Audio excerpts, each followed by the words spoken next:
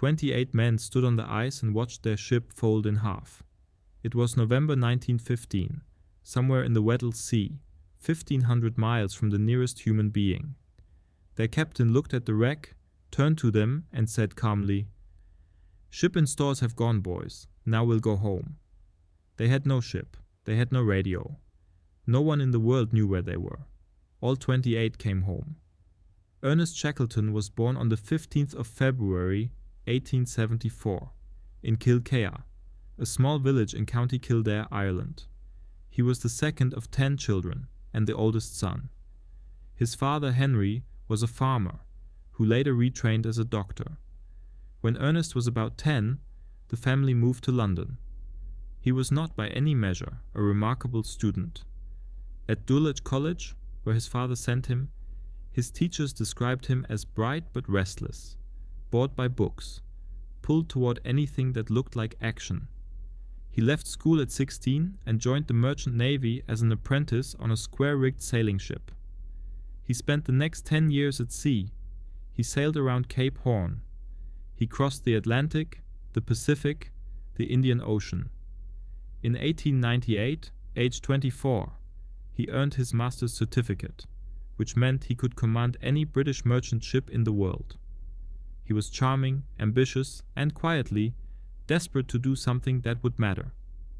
In 1901, he talked his way onto the Discovery expedition under Robert Falcon Scott. It was the first serious British attempt at the South Pole. Shackleton was third officer. In the summer of 1902, Scott, Shackleton, and a doctor named Edward Wilson set off south from their base on the Ross Ice Shelf. They got to a latitude no human had ever reached before. Then they turned back. All three were sick with scurvy. Shackleton was the worst. He was coughing blood. He could barely walk. Scott sent him home on the relief ship.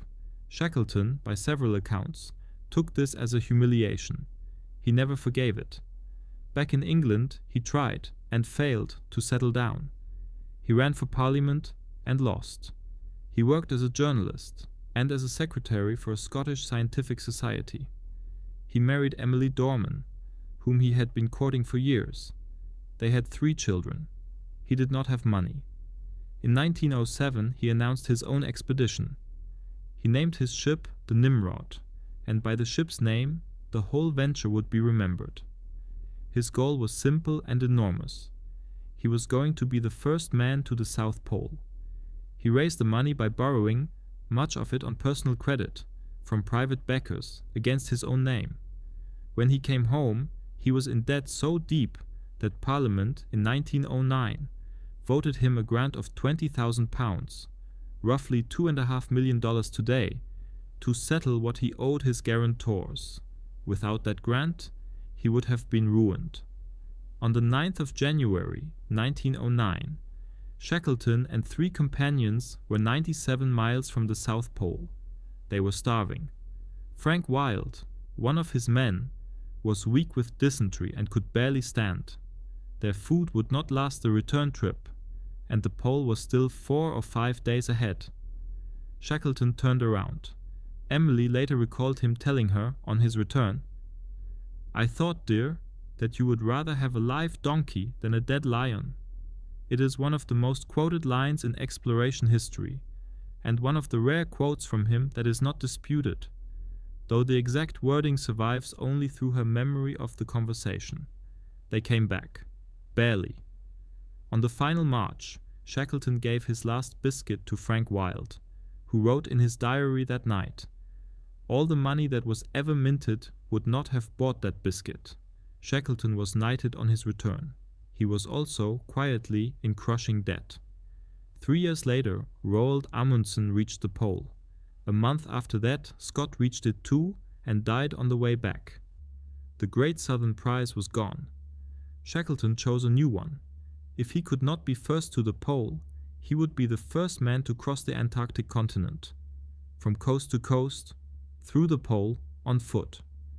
He called it the Imperial Trans-Antarctic Expedition. He bought a ship and renamed her Endurance, after his family motto, "By endurance we conquer." In December 1914, Endurance sailed south. She never came back. In January 1915, the pack ice in the Weddell Sea closed around her. For 10 months, she drifted, locked in the floes.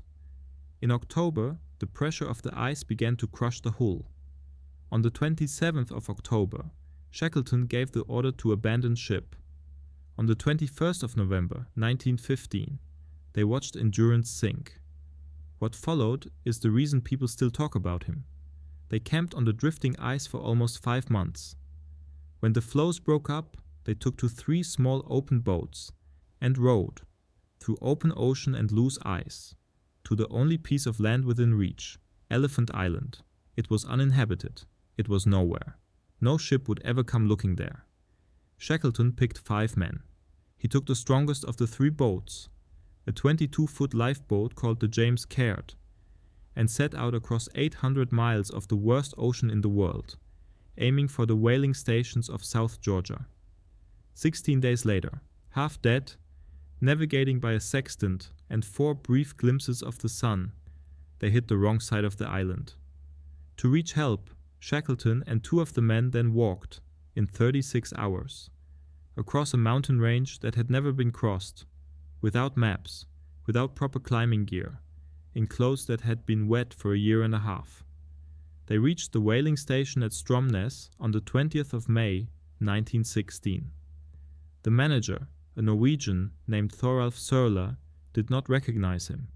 Shackleton is said to have asked, first of all, when the war had ended. He was told, the war was not over. Millions were being killed. Europe was mad. He then turned around and spent the next 3 months trying to get back to Elephant Island. 3 rescue attempts failed. The ice turned him back each time. On the 30th of August 1916, he reached the 22 men he had left behind. Not one of them had died. He returned to a country that was no longer interested in explorers. The war had replaced adventure with something much larger and much worse. Many of his men went straight from the rescue ship to the trenches. Several did not survive. Shackleton, now in his mid-40s, did not settle. He drank heavily. He borrowed again. In 1921 he mounted a 4th expedition, vague in its goals, funded by an old friend, and sailed south once more on a small ship called the Quest. On the 5th of January 1922, anchored off South Georgia, he woke his doctor in the night, complained of pain in his back, and died of a heart attack within minutes. He was 47. Emily asked that he be buried there, at the edge of the world he had spent his life trying to cross. He is still there, in the small whalers' cemetery at Grytviken, under a rough granite block. He never reached the pole. He never crossed the continent. By the measure he set himself, he failed at everything. But on the 30th of August 1916, on a beach on Elephant Island, 22 men stood up, counted themselves, and found that they were all alive. They had been written off by the world for nearly 2 years, and the man walking toward them across the ice was the same captain who had looked at the wreck of his ship and said quietly, "Now we'll go home." Thank you for watching. If you enjoyed this video, leave a like and subscribe for more.